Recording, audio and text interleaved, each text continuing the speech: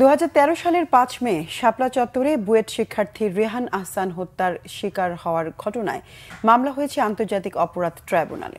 রবিবার রেহানের পরিবারের পক্ষে ট্রাইব্যুনালে হাজির হয়ে মামলা করা হয়। পরে সাংবাদিকদের সাথে আলাপকালে তারা জানান, এতদিন ভয়ে তারা মামলা করতে পারেননি, এমনকি লাশ দাফনের পরও থানা থেকে ফোন করে বিভিন্ন হুমকি দেওয়া হয়েছে। রেহানের মা বলেন, তার ছেলে কিভাবে মারা গেছে তা পর্যন্ত বলতে পারেননি।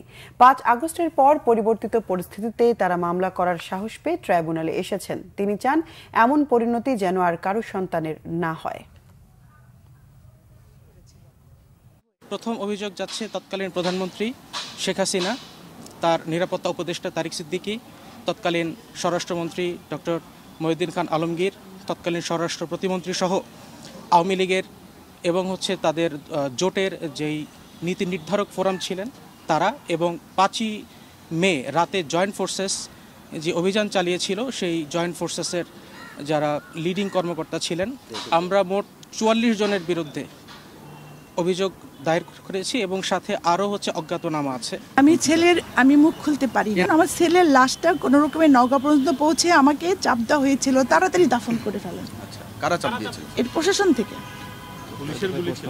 হ্যাঁ, পুলিশের গুলি ছিল। আমার ছেলেকে দাফন করে আমি ফিরে আসি।